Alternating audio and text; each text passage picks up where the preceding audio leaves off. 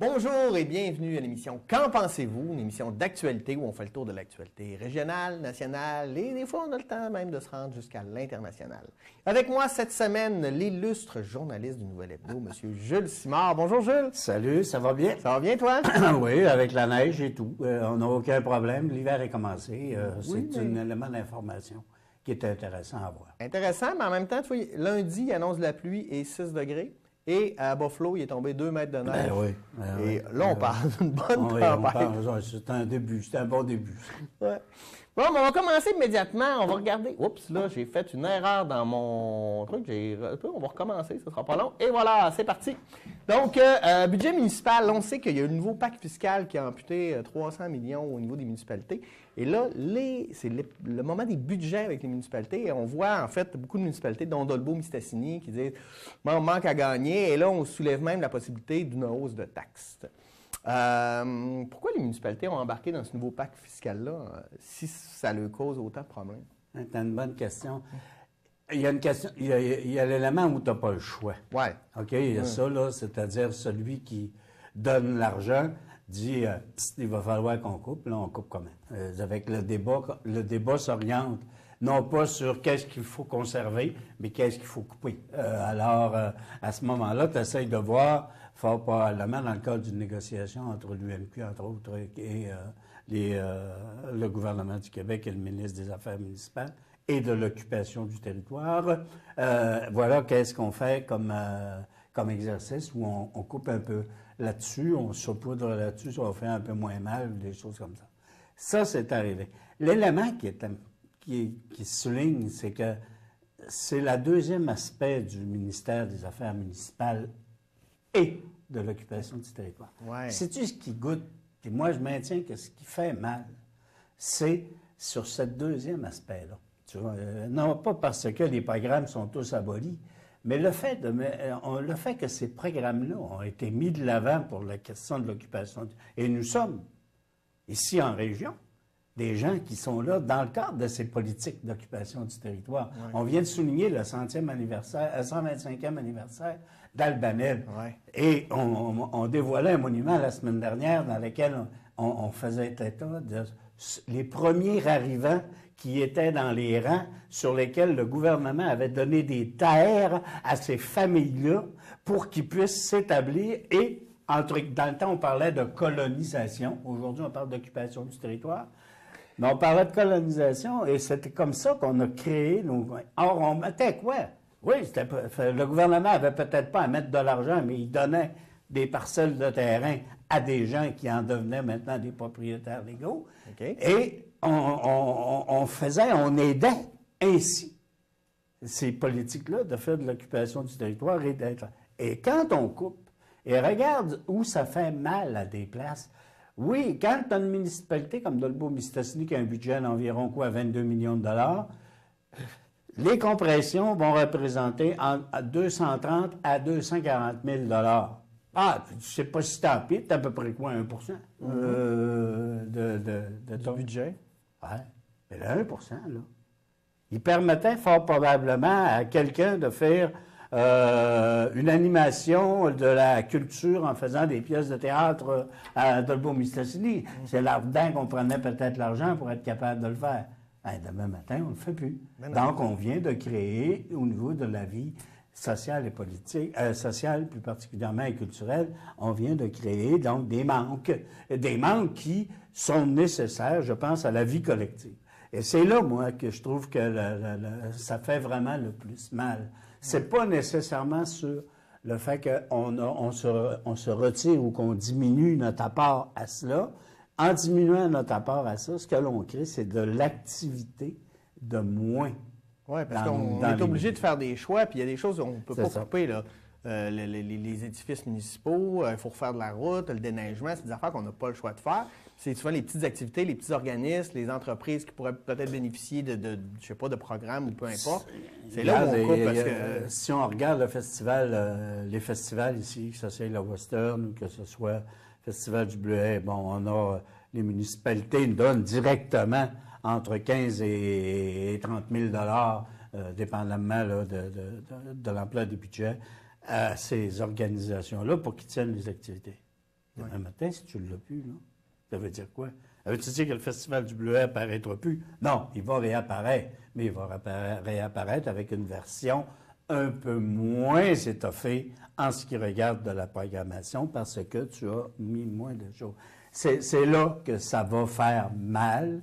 Est-ce que ça va faire à la longue du bien parce que ça va te permettre un assainissement des finances qui vont faire en sorte que ça va mieux aller? Peut-être. Mais peut-être, mais il faut faire l'exercice. Dans le sens que si tu fais juste couper dans des petits programmes, je veux dire, là, c'est de l'argent que tu donnes pas, mais tu n'as pas nécessairement changé ton mode de fonctionnement pour économiser des sous. Là. Exact. Parce que, tu sais, il y a un élément, moi, que je trouve, par exemple, par lequel le gouvernement l'a abordé, mais par la bande.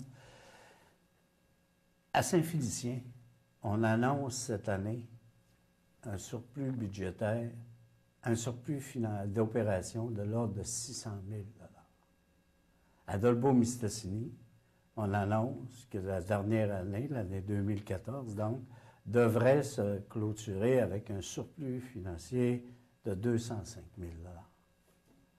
Ça, là, c'est là.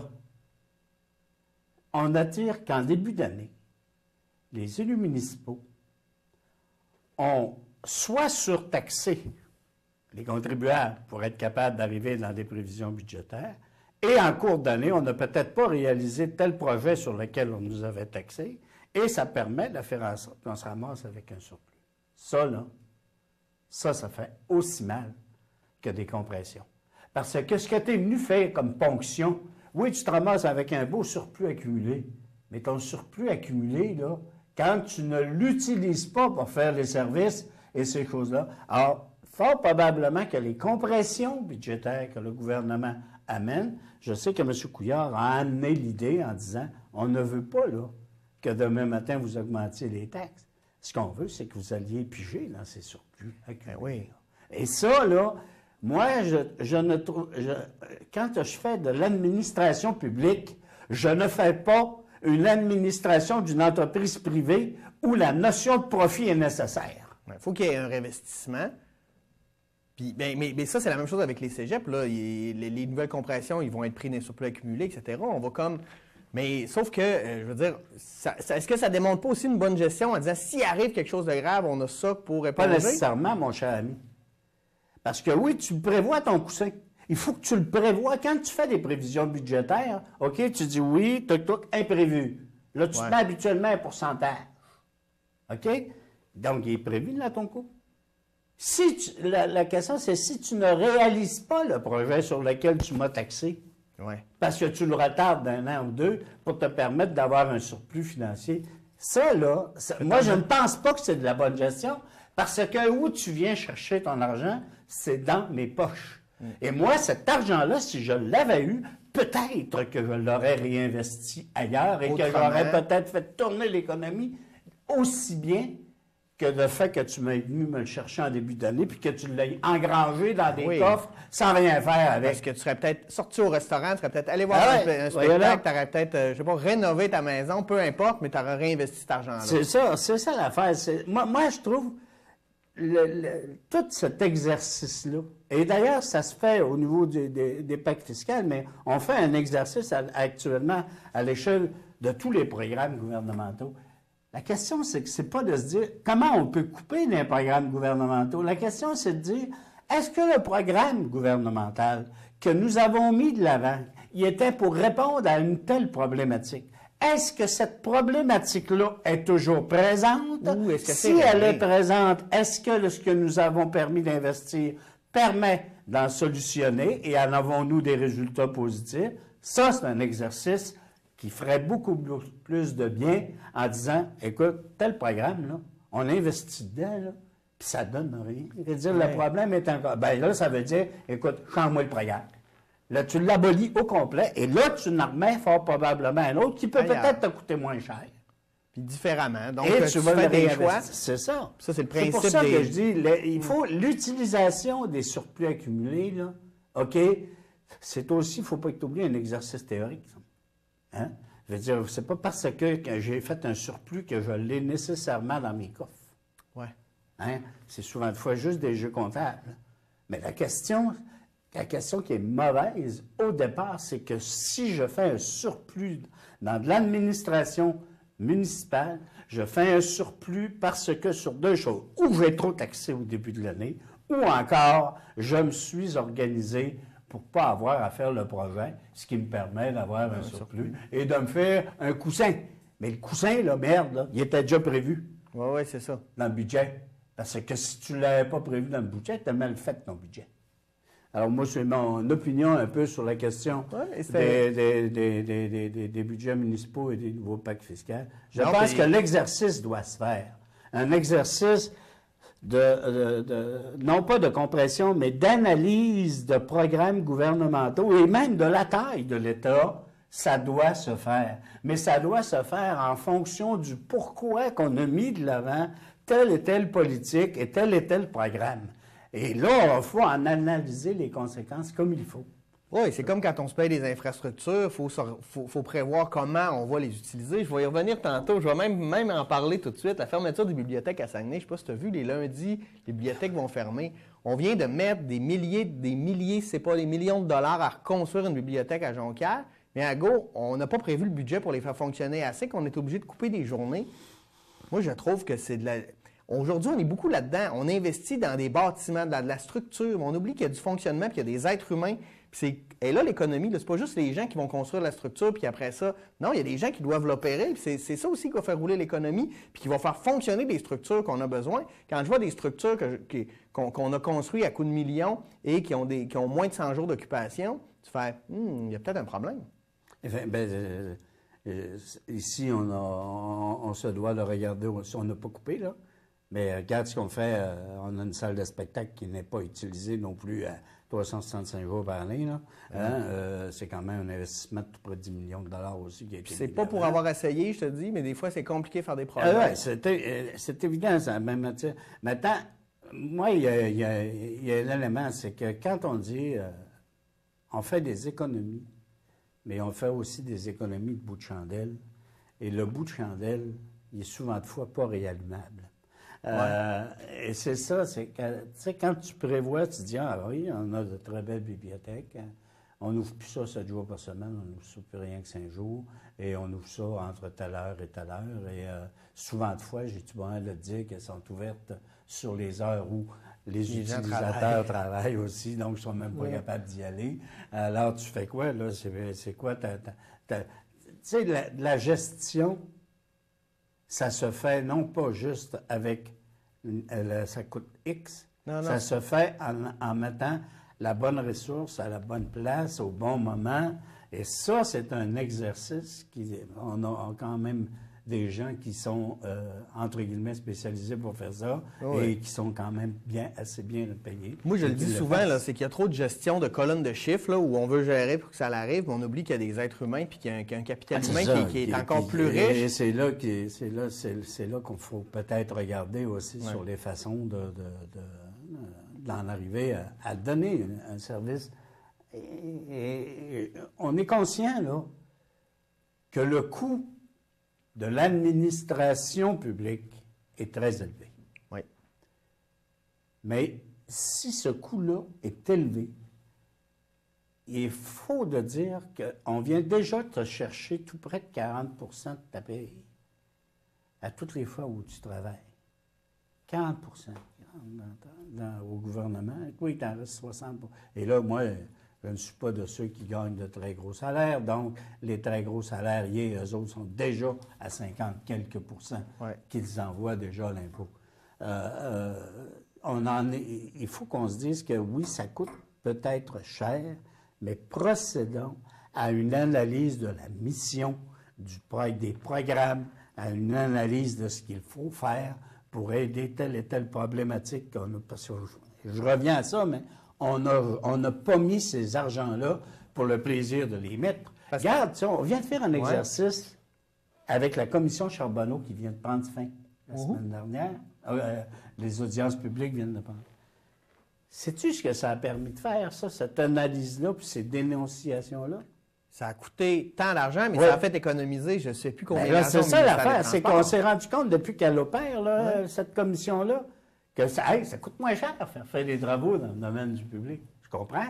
Tu enlèves déjà 20 qui te surtaxait pour graisser tout le monde. Là, on ne met plus.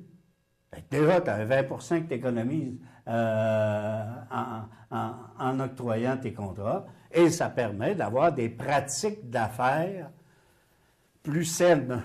Ouais. On n'enlèvera jamais la corruption et la collusion. Surtout pas que les gouvernements qu'on a là. Pas ça.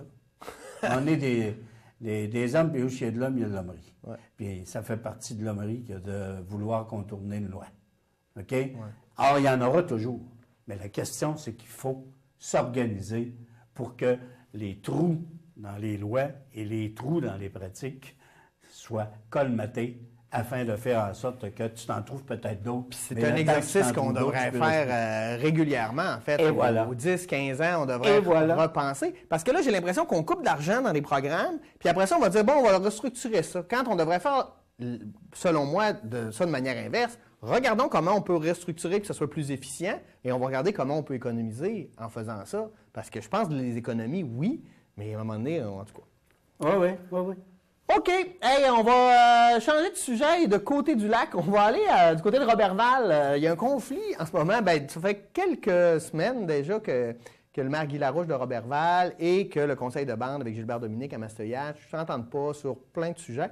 Mais là, cette semaine, ça a grossi pas mal. Et hier, le conseil de bande de Mastoyache a comme dit, bon, ben on va repenser nos pratiques d'achat. Ouais, nos pratiques d'achat, comment on gère notre argent, parce qu'il faut savoir que pour $1 qui est gagné à Mastoyache, il y a 80 cents qui est dépensé à l'extérieur de la réserve. Donc, là, peut-être que je pense que Roberval, c'est lui qui avait le gros bout du bâton dans cette rentrée d'argent-là, en fait. Et là, on a même incité les gens, parce que là, c'est le conseil de bande qui a décidé ça, ils ont annulé une fête là, de Noël où il était supposé avoir 300 personnes au Château Roberval, ça c'est quelque chose. Mais ils ont incité aussi la population de Mastoyache à réfléchir sur comment ils allaient investir. Où est-ce qu'on s'en va là-dedans?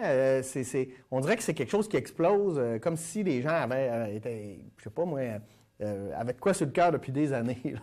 Là. Moi, je pense que c'est vrai que il y avait de quoi sur le cœur depuis des années. Il y a aussi énormément de préjugés sur les relations entre les Amérindiens et les Blancs. Et ça, pas juste de Roberval, non? OK? De partout dans la région. C'est un peu, je dirais, une façon de... comment je pourrais bien m'exprimer? D'envoyer vers l'extérieur ce que l'on a en soi, là, okay? De projeter des frustrations accumulées, de projeter aussi des idées préconçues que l'on a sur ces relations-là. Mais au moment où c'est le politique qui le fait de manière publique, est-ce que ça ne devient pas, sans dire dangereux, problématique? Ben, moi, je pense que c'est une personnification du débat. Et fort probablement, je pense que le maire de Roberval fait actuellement fausse route avec des propos un peu trop incendiaires sur ces relations-là. Je ne veux pas me prononcer sur est-ce qu'il y a raison ou pas. Ce que je dis, c'est que peut-être il y a des façons de dire des choses, parfois, qui se doivent d'être dites, non pas avec juste le langage cru, mais avec un langage réfléchi. Et là, je ne te parle pas de la langue de bois. Non. Je te parle véritablement d'arriver à mais c'est pas un peu la mode, là. Là, je veux pas utiliser le terme, j'utilise le terme petit dictateur, là. Mais tu sais, on voit ça avec le maire Labaume, avec le maire Tremblay, avec des gens qui n'ont pas la langue dans leur poche, qui disent des affaires, puis qui vont froisser, qui vont brusquer. Puis il y a des gens qui aiment ça, là. Oui, bien, on a toujours aimé ça, d'avoir les guéguerres verbales, à tout le moins, ça nous plaît. Et c'est un peu dans ce sens-là que ça s'articule. Maintenant, tu comprends, même au niveau du maire de Roberval actuellement, il y a des gens dans sa communauté, même dans son conseil, des gens d'affaires et des gens dans son conseil qui commencent à dire « Monsieur le maire, on ne peut pas dire ça comme ça. Ouais. Et ce que tu veux faire valoir, c'est trop élevé par rapport à la réalité des choses. Maintenant, il reste que le conflit, il ne faut pas oublier que c'est autour de l'annexion de territoire. On en parlait tout à l'heure sur l'occupation. Ouais. Et ça fait aussi partie de l'ensemble de ces débats-là qui s'articulent peut-être parfois trop sur, oui, des préjugés au départ, je pense, là, sur des façons de faire. Et puis, c'est à voir. Est-ce que c'est... Parce que ça va être quoi les ça conséquences? Est-ce que la population de Mastéillage va suivre un peu ce mot d'ordre-là actuellement? Là, Parce que ça peut faire économiquement très mal. Ben, c'est ça. Je veux dire, il reste que... Bon, il y a peut-être fort probablement l'autre ville la plus proche à Mastéillage, chez Saint-Félicien, qui peut dire « Ah, ben, je ne peux pas continuer de vous chicaner. » Je veux dire, en fin de compte, si ça arrive, c'est aussi pas une bonne réaction. Non. Que à partir de considérations qui sont basées, je maintiens, moi, c'est fort probablement basé sur un ensemble de préjugés. Et on a des attitudes qui se retrouvent. On a trouvé un ténor pour être en mesure de pouvoir les répéter. Et ça dénote quand même un malaise certain. Ouais.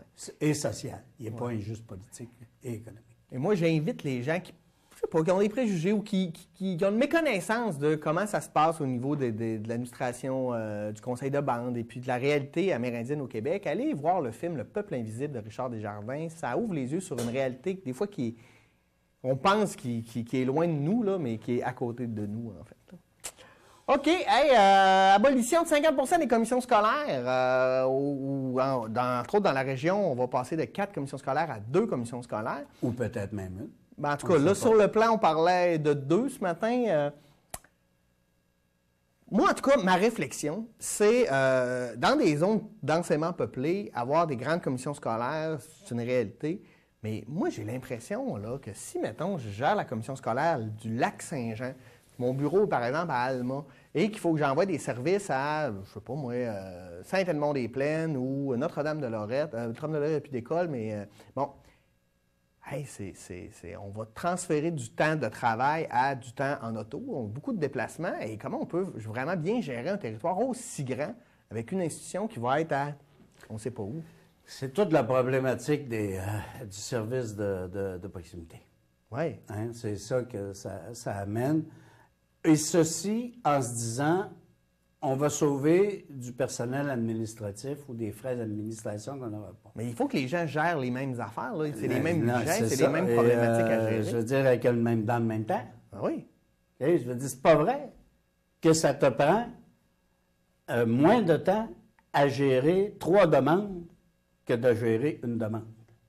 Oui, okay? C'est ça. Oui. Alors là, actuellement, j'ai quelqu'un qui gère une demande parce que je suis dans un milieu qui est un peu plus près de ce que je dois gérer. Alors, cette personne-là prend le temps nécessaire et requis pour la gérer, cette demande-là. Et Dieu sait que si des fois tu fais une demande dans le domaine de l'éducation, ça fait 3 semaines qu'il est placé et tu n'as pas eu de réponse, c'est parce que le gestionnaire n'a peut-être pas eu le temps encore de s'y attarder et donc tu n'as toujours pas ta réponse. Et souvent de fois, la réponse arrive et puis la dépense a été faite.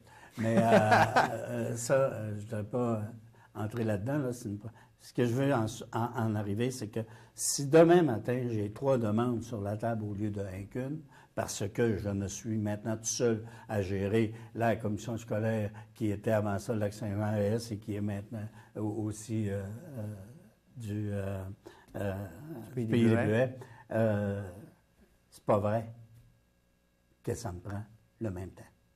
Ça me prend 3 fois plus de temps. Or, pour pouvoir être capable de rentrer dans le temps, je vais faire quoi?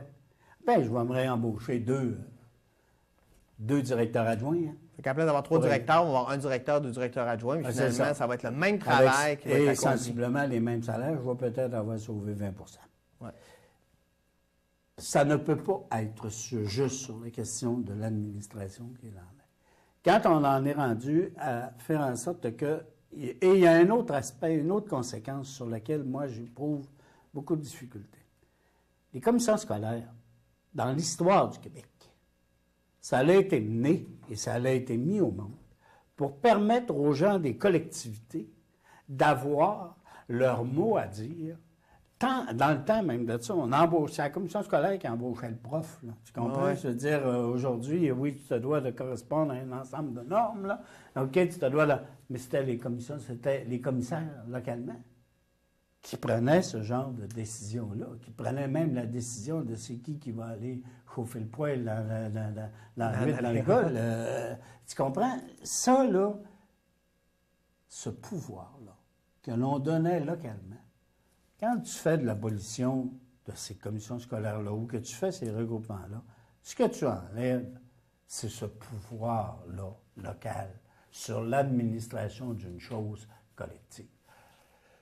Oui, l'éducation, ça se doit de se donner avec des lignes directrices. Une fois que je les ai établies, dans le concret du monde, du quotidien, où est-ce qu'il faut que je l'applique, je pense que je me dois d'avoir une vision locale dans l'administration de cela. Oui. Et là, quand on les abolit, ce que l'on abolit, c'est ce pouvoir-là. Ah, on va me dire, ben tiens, c'est bien beau ton affaire Simard, mais regarde, il y a à peu près 11 % du monde qui sont allés voter aux dernières élections scolaires. Mais ça ne change pas le travail de la commission scolaire, ça. Ça n'empêche pas non plus qu'il y a des gens localement qui veulent avoir et maintenir ce pouvoir de dépenses, et voire même dans le temps, on allait même jusqu'au pouvoir de taxation. Aujourd'hui, tu en as un tout petit. Ouais. Parce que peut-être que, justement, le fait que les gens ne vont pas voter, c'est peut-être, bon, on n'a pas d'enfants, ça ne nous intéresse pas. Est-ce que c'est encore pertinent d'avoir des élections scolaires? Peut-être que oui, peut-être que non, mais la réalité, c'est que c'est un autre débat que par rapport à la gestion, en fait, d'une commission scolaire. Oui, bien, ça entre en ligne de compte. C'est évident que quand le ministre avait dit au début, tu sais, le ministre a même dit au début de la campagne électorale, dépendamment des résultats, on va voir ce qui va se passer. Hey, tu dis quoi, là? Tu dis aux gens, tu dis, hey, il faut qu'on prenne une décision. Si vous n'y allez pas, là, c'est parce que vous allez me dire qu'il faut que je les coupe. Ben, c'est ce qu'il fait. Mais la réalité, là, c'est que quand ça arrive dans les élections municipales, puis qu'il y a des municipalités où il y a même pas 20 des gens qui vont voter, on dit-tu le maire n'est pas légitime? Exactement. C'est ça. Tu sais, je veux dire, c'est parce que le débat de la participation des gens à la chose politique, entre autres lors des élections, c'est un débat qui se doit de se faire dans nos sociétés modernes, mais qui ne se fait pas. Et alors, on part de conséquences qui sont reliées à cela pour justifier des décisions gouvernementales qui ont un impact sur le pouvoir réel qui est donné aux gens. On dit, on va garder ce même pouvoir-là un peu à l'intérieur des comités d'école. Là. Ça va être l'école maintenant qui va être le cœur et non. Ouais, mais elle a quoi à faire, la personne qui va siéger sur du public qui siège sur le comité d'école. On lui dit, regarde, on a tant d'argent à dépenser, on a tant d'activités à faire, ça c'est obligatoire, ça, il nous resterait 2 % là.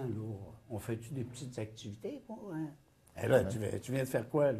Tu viens de faire absolument rien sur ta gestion de l'école et de la chose scolaire.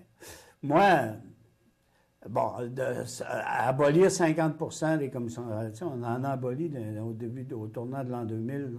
Tu sais, quand on a tout fusionné, on avait 5, 6 avec la commission scolaire régionale. Ouais. OK, tu avais 6 commissions scolaires. C'est sûr que là, il y en a.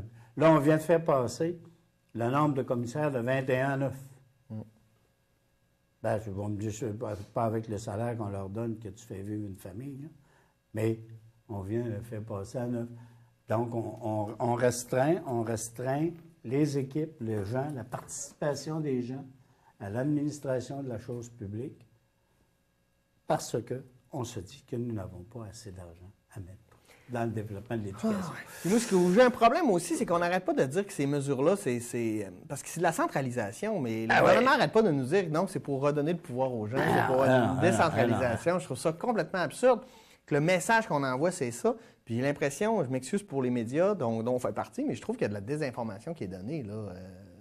Et j'irais même jusqu'à dire même pas de l'information. Regarde, on va se faire des critiques, là, mais a été faite quoi, la couverture de la campagne électorale scolaire par les médias locaux?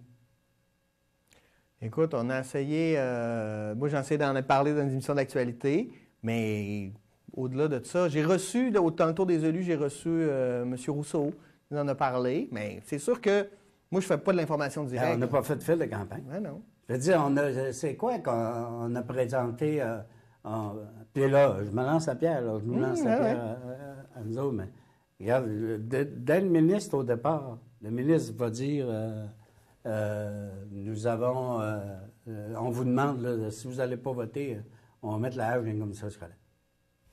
Ça aurait été quoi de prendre les 3 candidats? On avait 3 candidats qui se présentaient à la présidence, au moins. Je ne parle pas aller prendre tous les commissaires. Tu n'as pas de place dans ta gazette, comme on dit, pour tout le faire. Mais au moins, là, d'avoir la position des 3 candidats et la candidate qui se présentait, qui a été élue. C'était quoi votre position face à ça et de dire aux gens? Voilà ce que ces commissaires, ces gens-là pensent là-dessus. Tout le monde, ils arrêtent pas de tout penser à la même affaire. Je ne sais pas s'ils pensaient la même affaire, on ne les a pas demandé. C'est ça. Et ça, on aurait donc contribué au débat de la campagne électorale. Mais non, on ne l'a pas fait. Bon, mais on va voir qu'est-ce qui arrive. Bon, on parle beaucoup de gestion du territoire aujourd'hui, mais on va parler maintenant de Saint-Jean-Vianney. Je sais pas si tu as vu ça. Non, on a mandaté Marc Peterson à Ville-Saguenay pour trouver un projet de développement pour utiliser Saint-Jean-Vianney. Saint-Jean-Vianney qui est fermé depuis 1971, si je me souviens bien. Oui, c'est bien. Donc, parce qu'il y a des activités qui se font là, entre autres là, des courses de 4x4, etc. On vous encadrer ça. Et là, c'est ça, on va faire un appel d'offres pour dire aux gens qu'est-ce que vous aimeriez qu'il se passe là, qui veut le faire. Et là, on va probablement investir de l'argent là-dedans. Dans cette période de compression, moi, je ne suis pas certain que c'est la meilleure idée, là, mais en même temps, faire quelque chose de patrimonial où on va faire un retour sur l'histoire, puis on va parler de cet événement-là, je trouve ça possiblement important. De là à, je ne sais pas, là... Oui, bien, moi, c'est le genre de projet qui, dans le cadre... Il faut avoir un devoir de souvenir, un devoir de souvenir. Alors, ça, là-dessus, je pense que oui. Et ça doit... Et si je demande aux gens, c'est quoi vous pensez qu'on pourrait faire? Fort probablement, il y en a qui vont nous sortir des tours de 4x4 et des tours de véhicules tout-terrain ou des choses comme ça. Il y en a qui vont avoir ce genre d'activité-là, mais il peut y avoir aussi des activités qui originent de la population, qui s'inscrivent dans ce devoir de mémoire et où on se doit de faire valoir des points. Moi, là-dessus, j'achète ça. Peu importe qu'on soit, là, on n'en est pas encore à la construction de quelque chose. Non. On en est à... Et l'exercice démocratique de demander aux gens qu'est-ce qu'ils en pensent, bien, ça, je trouve ça correct. C'est plaisant. Est-ce qu'il faut faire revivre Saint-Jean-Vianney? Ça, on est tous d'accord. Ben, premièrement, c'est loin d'être sûr que l'on puisse le faire au même endroit, même si on fait quand même aujourd'hui des activités-là. Mais on a un devoir de mémoire sur ces choses-là. Au même titre, je reviens sur l'inauguration du... Tu sais, on vient de faire un monument à Albanel pour à l'endroit des premiers arrivants. Et ce genre de choses-là, on se dit, ouais, tu sais, c'est une stèle, c'est un obélisque qu'on vient de mettre. Je veux dire, c'est pas avec ça qu'on va permettre d'éteindre la pauvreté à Albanel. Oui, peut-être pas. Mais ça nous permet de se rappeler qu'un avant nous, il y a eu des gens, et que ces gens-là ont créé une vie sociale, politique et économique dans un milieu dans lequel on vit. Et ça, on se doit. On se doit d'avoir de ce genre d'activité-là. Ça fait partie du sentiment identitaire que l'on a. Moi, même que je le vois, là... Oui, mais t'as pas tort, mais je trouve là-dessus, là, pour le devoir de mémoire, mais pour des activités, des infrastructures... Tu sais, quand on me dit qu'on ferme les bibliothèques, je trouve ça élevé qu'on dise qu'on va investir de l'argent pour faire des infrastructures là. Mais en tout cas, c'est des choix, là, c'est la Ville-Saguenay de faire ça. Audience publique pour la 11e chute, Oui. c'est commencé ou ça va commencer? Les audiences publiques ne sont pas encore décrétées. Ce qui vient de se passer, c'est qu'il y a eu, au départ, là, on est dans un processus qui va nous conduire au BAP. Et de ce premier processus-là a consisté à faire pendant 45 jours de temps, du mois de septembre à la fin octobre, des séances d'information sur c'est quoi le projet. Et pendant cette période-là, des gens qui se disaient, nous, on aimerait qu'il y ait des audiences publiques. Tu adressais ta demande au ministre, donc au ministère des... Ce que l'on m'a indiqué au niveau du ministère, c'est qu'il y a eu effectivement des demandes, dont, entre autres, on n'a pas voulu me donner le nom, mais j'ai su en regardant sur leur site là, que Rivière... l'organisme Protection des rivières. Protection des rivières a effectivement, elle aussi, demandé qu'on tienne des audiences publiques sur le projet de la 11e chute. Le BAP a donné dans son rapport des préoccupations qui se sont manifestées lors des séances publiques d'information. Il y a eu, entre autres, 9 préoccupations majeures qui ont été relevées et qui ont été soumises au ministre.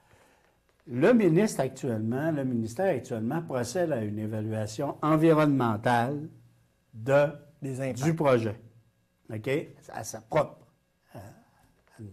Alors, le ministre a maintenant, on m'a dit qu'il n'y avait pas de délai fixé, mais le ministre doit maintenant prendre sa décision de dire, je fais-tu des audiences publiques ou j'en fais pas? On s'attend tous à ce qu'il puisse y en avoir. S'il n'y en a pas, ça alimente la grogne aussi. Ben, pas nécessairement. C'est parce que lui, le ministre, doit juger de la pertinence des audiences publiques en fonction de la frivolité ou non de l'argumentaire, et c'est écrit très clair dans la loi, de la frivolité ou non de l'argumentaire qui s'est manifesté à la demande.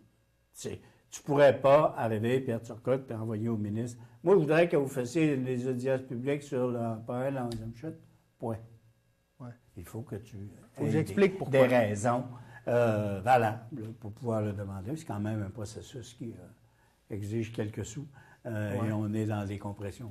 Donc, c'est ce qu'il y en a. Donc, le ministre devrait prendre une décision et donner le mandat au BAP de tenir des audiences publiques. Et là, dès que le BAP a reçu cette demande-là, il a une période d'environ 60 à 90 jours pour faire les audiences. Or, on s'attend à ce que ces audiences-là puissent se tenir, si jamais il y en a décrété, puissent se tenir à partir du mois de janvier ou février 2015. Ce qui voudrait donc dire que la remise du rapport du BAP pourrait se faire au printemps, à la fin du printemps 2015. Et à partir de là, le ministre, devra dire, s'il fait avec les recommandations, s'il accepte de continuer le projet en donnant les autorisations environnementales requises pour qu'il se tienne. Une fois qu'il a eu dit ça, là, le gouvernement et Hydro-Québec devront une fois de plus se reprononcer sur « ouais, on le garde ou on ne le garde pas ». C'est pas simple, hein? Non, et on n'en est pas à demain matin la veille. Non, c'est ça. On pense tous que, au lendemain de l'élection, M. Couillard avait dit « j'enlève le moratoire sur les mini-centrales et je permets à un des projets dans mon comté de pouvoir se présenter la figure ». Et ce qui fut fait. Mais on n'en est pas encore à dire qu'on va le construire. Puis... On fait le projet. Alors, c'est pour ça que là, on en est au processus. Va-t-il y avoir ou non, donc, des audiences publiques? Il faut s'attendre, je pense que oui. S'il y avait eu qu'une seule demande, je ne te dis pas, mais il y aurait des demandes. C'est ce qu'on m'a indiqué, moi, au niveau du ministère cette semaine. Bon. Et OK, donc on va suivre ça aussi. Saison touristique record cet été, c'est génial en fait. Là, on a tellement de belles régions, il y a tellement de choses à faire, d'activités. Saison touristique record. Comment est-ce que tu sais comment, parce que c'est au niveau de la région, Comment le secteur Maria-Chapdelaine s'en est sorti au niveau touristique? Malheureusement, je n'ai pas pris connaissance là, des données. J'ai vu la manchette, puis je m'étais dit, il faut que je lise moi aussi ce qu'il y en a. Puis j'ai malheureusement pas été dans le détail là-dessus. Je peux vraiment pas te dire là, ce qu'il y en a. Je ne sais pas si toi, tu as eu l'occasion. Oui, j'ai regardé, mais j'ai pas le détail. J'ai pas trouvé, en fait. Pour ça, je te posais la question, le détail par MRC. Mais c'est certain, entre autres, la véloroute aide énormément là, le développement du tourisme parce que tout se passe en fait autour, puis on essaie de développer des activités partout. On sentait avec Maxime de l'ATR qui en parlait. Moi, je ne me rappelle plus de son nom, je suis désolé, Maxime. Qui disait, entre autres, que, bon, est-ce que, justement, le nord du lac reste toujours le parent pauvre là, de la véloroute au niveau des activités? Pas qu'ils n'ont pas essayé. Là, on se rappelle, il y a eu des projets qui ont tenté, en fait, d'attirer des gens. Il y en a qui ont marché, il y en a qui ont moins bien marché. Mais, en fait, ça reste positif, là, parce que ça change d'une année à l'autre selon la température, les étrangers, etc. Là, on dit qu'il y a de plus en plus d'Européens qui vont venir dans la région durant l'été plutôt que durant la fin de l'été, l'automne. La fin de l'été, comme ça se passait à un moment. Oui. Il y a peut-être un élément là-dessus. J'ai eu l'occasion de faire un peu une petite tournée, moi, au niveau des terrains de camping. Oui. OK? Tu as 3 terrains de camping ici. Au niveau de 2 de ces 3 terrains-là, on souligne une baisse de l'achalandage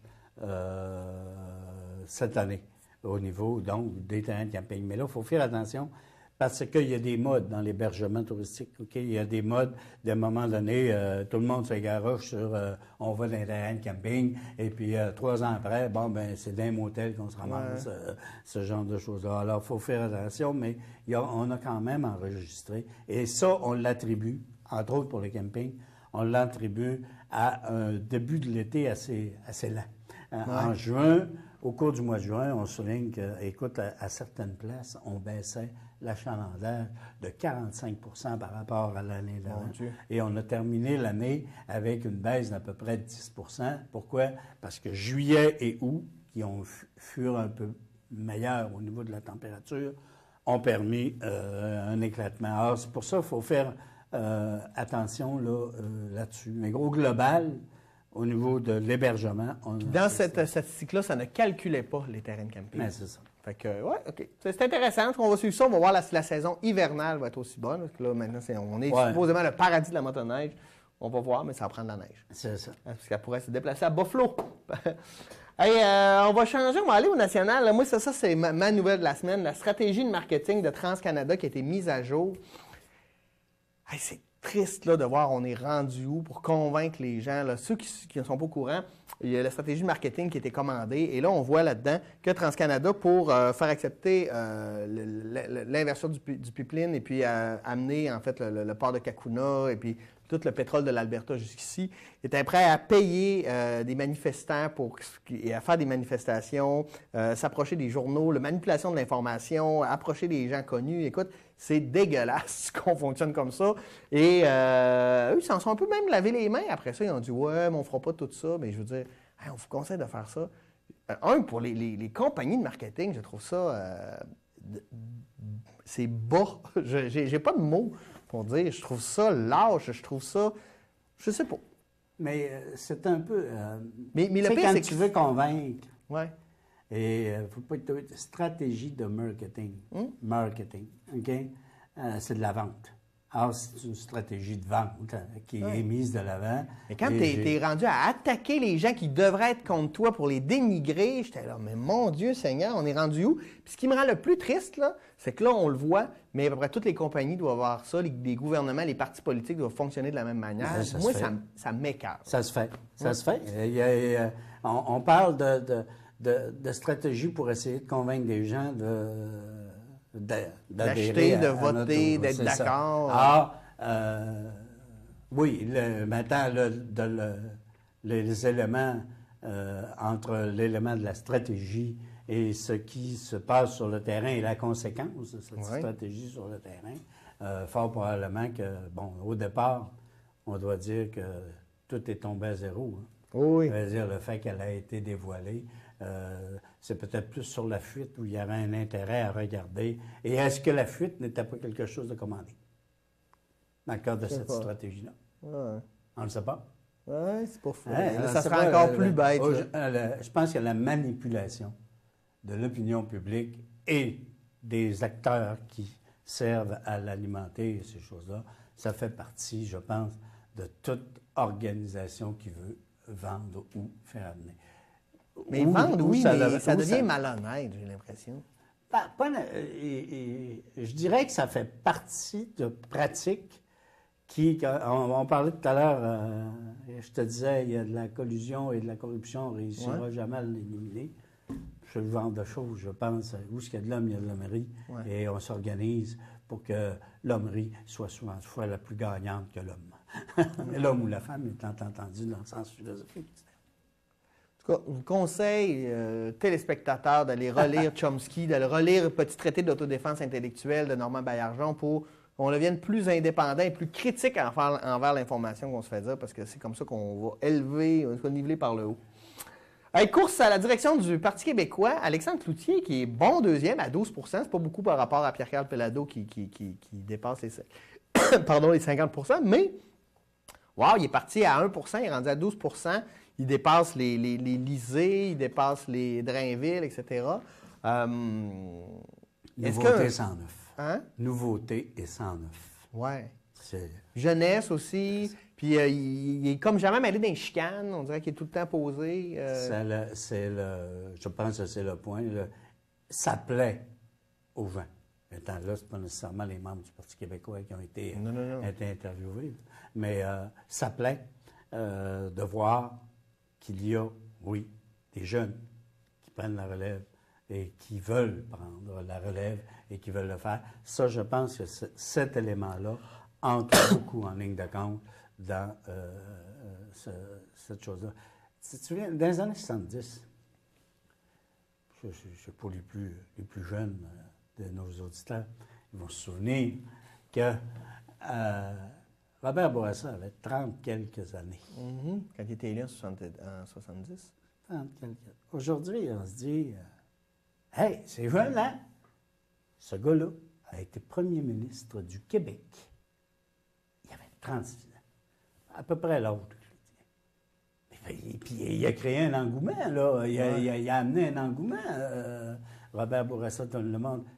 Ben, moi, je trouve ça correct de voir, puis je pense que c'est ça, ce sentiment de sympathie que l'on a à l'endroit. On dit souvent, ah, tu sais, la jeunesse, aujourd'hui, si on a les ordinateurs, puis ils font avec ça, puis ils font pas d'autre chose, puis ils lisent plus les journaux, puis ouais, mais les jeunes veulent aussi s'impliquer. Ouais. Et ils le démontrent parce qu'on leur donne peut-être pas toujours des occasions de le faire. Là, lui, il y a une occasion de le faire, puis la population dit, ouais, ben c'est bien. Oui. C'est bien. Moi, c'est le même que je l'explique. Parce que lui, actuellement, parce qu'il faut dire qu'il n'y a rien eu comme débat encore. Non. Puis lui, en fait, il va là, mais je suis pas sûr qu'il pense être élu, là, même s'il va dire le contraire. Je pense qu'il va chercher du capital politique pour peut-être un jour être élu chef du PQ, mais pour le moment, il montre sa crédibilité, sa notoriété, en fait. Là. Oui, ça va contribuer à ça, qu'il devienne un partenaire majeur au sein de cette formation politique-là. Je pense que oui, ça fait partie, effectivement, de l'élément de la stratégie. Maintenant, on se présente toujours pour pouvoir aussi être élu et non pas juste avoir la conséquence de ce que ça peut amener. Ouais. On se présente parce que sans ça, tu ne peux pas juste faire un exercice qui te permet de... En même temps, j'ai l'impression que, tu sais, quand tu vois les sondages là, avec Pierre-Carl Pellado qui a une avance, qu'on voit rarement des avances aussi fortes. Surtout qu'il n'a même pas dit qu'il se présente. Mais non, mais tu sais, oui, tu veux alimenter le débat, mais je veux dire, je pense qu'ils sont réalistes aussi, puis ils sont pas... Tu te souviens quand Bernard Landry a été élu chef du Parti québécois, il y avait une seule personne qui s'était présentée contre. C'est un gars de Jonquière qui s'était présenté contre. Là, Bernard Landry a été élu à 98 % des voix et l'autre aurait accueilli 2 %. Il y avait quand même eu une forme de course à la chefferie du Parti québécois, mais qui n'avait pas soulevé le même type d'enthousiasme que ce qu'elle semble susciter actuellement au niveau de l'intérêt dans le public. Parce que là, ce qu'on se dit, c'est là, moi j'ai hâte de voir les débats quand ils vont s'amorcer, parce que le véritable débat, je pense qu'il va être important de suivre au niveau de la cause du Parti québécois, c'est qu'est-ce que l'on fait avec l'option fondamentale du Parti québécois. Qu'est-ce qu'on fait avec le Parti québécois? C'est ça. Il devient-tu encore le véhicule pour promouvoir, non seulement promouvoir, mais réaliser l'indépendance du Québec? Est-ce qu'on veut juste être un bon gouvernement, faire de la bonne gestion? Je pense que ça va permettre de faire ça. Et dépendamment de la réponse qu'il y aura de la part des membres du Parti québécois sur ce qui va l'être, ça va peut-être être significatif sur l'avenir. Pierre Calpelado, et sa sortie, là, c'est drôle, on dirait qu'à chaque semaine, il alimente, faites parler de moi en bien, en mal, mais faites parler de moi, là, par rapport à l'utilité du Bloc québécois, comme dit, je ne suis pas sûr que c'est utile, il s'est rétracté, puis en même temps, ce matin, un sondage qui dit que sur tous ceux qui veulent voter, qui ont l'intention de voter pour le PQ, il y en a au-dessus de 55 % qui ne veulent pas voter pour le Bloc québécois. Donc, ça lui donne un peu raison dans cette démarche. Il y a cet élément-là. Est-ce qu'il y a encore une utilité, le Bloc? Est-ce qu'il y a eu une utilité? Moi, je suis convaincu que oui. Maintenant, aujourd'hui, je ne suis plus certain. C'était, d'ailleurs, on a relevé ça. René Lévesque, qui était le chantre de l'indépendance du Québec, n'a jamais voulu qu'il y ait un parti, entre guillemets, souverainiste à Ottawa. Parce qu'il disait que c'était une justification du fédéralisme que de fait que d'aller ici. Et je pense que ce qu'on a vu du Bloc québécois, indépendamment de la présence de Bouchard en 1995 lors du référendum sur le deuxième référendum sur l'indépendance du Québec et le rôle qu'il y a joué, mais comme leader avec son charisme et ces choses-là, beaucoup plus que parce qu'il siégeait à Ottawa comme Bloc. D'ailleurs, c'est comment est-ce qu'on pourrait amener le rôle du Bloc dans le cadre d'une élection. C'était loin d'être clair et nécessaire là-dessus. Et je pense qu'il met de l'avant, dans tout le débat qui va entourer l'avenir du Parti québécois, le fait d'avoir posé la question sur l'utilité du Bloc, ça crée, ça alimente ce débat-là sur qu'est-ce que va être le Parti québécois demain matin. Et c'est dans ce sens-là que je pense que ça a été bien amené. Ouais. Honnêtement, ça a été bien amené. Quand même. On a des réponses. Et, tu sais, aujourd'hui, il y a trois députés au Bloc québécois. Si mes membres il y était 4, mais ils sont rendus 3. Et qu'est-ce que ça amène? Je veux dire, t'as pas non, mais en ce moment, non. Mais quand c'était une force, moi, j'y croyais dans le sens où ça l'empêchait, d'avoir des gouvernements majoritaires fédéralistes. Oui, il y a cet élément-là. Puis il ne faut pas oublier que quand ils sont devenus, justement, en 94-95, quand ils sont devenus l'opposition officielle à Ottawa, parce que tout le Québec a voté en bloc, il y avait là un message. Ben oui. Et ça, ce message-là n'était pas nécessairement « nous sommes tous des indépendantistes puis des séparatistes », mais c'était de dire « écoutez, dans la Fédération québécoise, il y a un peuple qui demanderait peut-être aussi qu'on tienne compte de ses aspirations, de ces choses-là. » C'est ça le message qui est envoyé. Mais où je suis d'accord avec mes copains, moi, en fait, sur l'utilité du Bloc, c'est est-ce qu'en ne faisant pas ça, on n'a pas justement justifié que la présence d'un parti, même s'il se voulait d'obédience souverainiste, soit à Ottawa, il justifiait que tu pouvais être d'obédience souverainiste, mais sans fin. Bien, merci, Jules. C'est déjà terminé. Une nouvelle que je veux parler, brièvement, parce que je voulais en parler, c'est marche de manifestation pour Radio-Canada. Je veux dire, moi, j'aime Radio-Canada, je suis Radio-Canadien. Et pour ceux qui disent qu'on met trop d'argent public dans Radio-Canada, n'oubliez pas qu'on met de l'argent public aussi dans des stations privées. Et Radio-Canada, c'est un diffuseur public, c'est important. Là-dessus, merci beaucoup, Jules, d'avoir été avec nous. Et vous, je vous dis à la semaine prochaine, mais aussi, donnez-nous votre opinion. Vous, qu'est-ce que vous en pensez de l'actualité, de ce qu'on a parlé, de n'importe quel sujet? On attend vos commentaires. Vous pouvez nous écrire directement à tvldm9@videotron.ca ou allez cliquer sur notre page Facebook. Vous allez sur Facebook, vous nous trouvez et cliquez j'aime et vous allez avoir tous nos reportages en direct, l'information, etc. Allez là. Merci et on se dit à la semaine prochaine. Au revoir.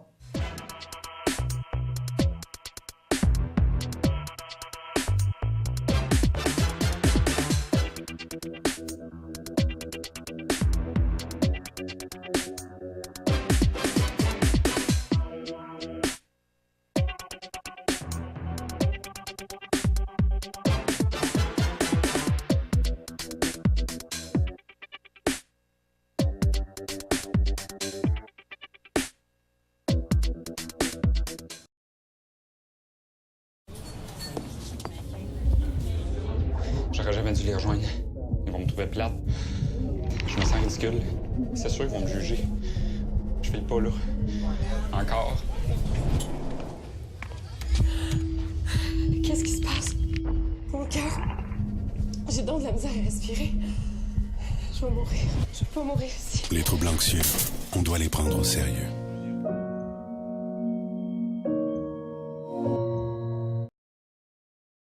À mon âge,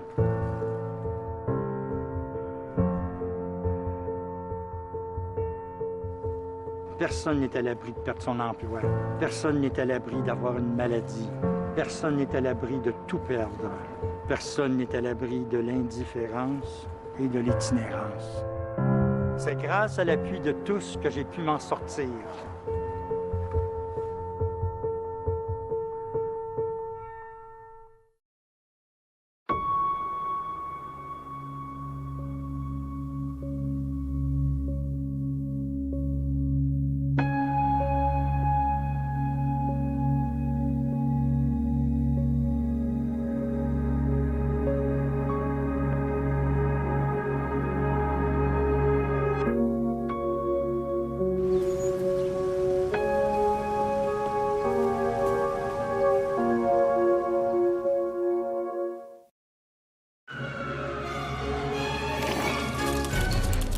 Durant la saison de la grippe, le virus peut apparaître n'importe où. Il est invisible, imprévisible, et tout le monde peut se faire prendre par surprise. Heureusement, le vaccin contre la grippe est la méthode la plus efficace de se prémunir contre lui. Ne vous laissez pas surprendre par la grippe.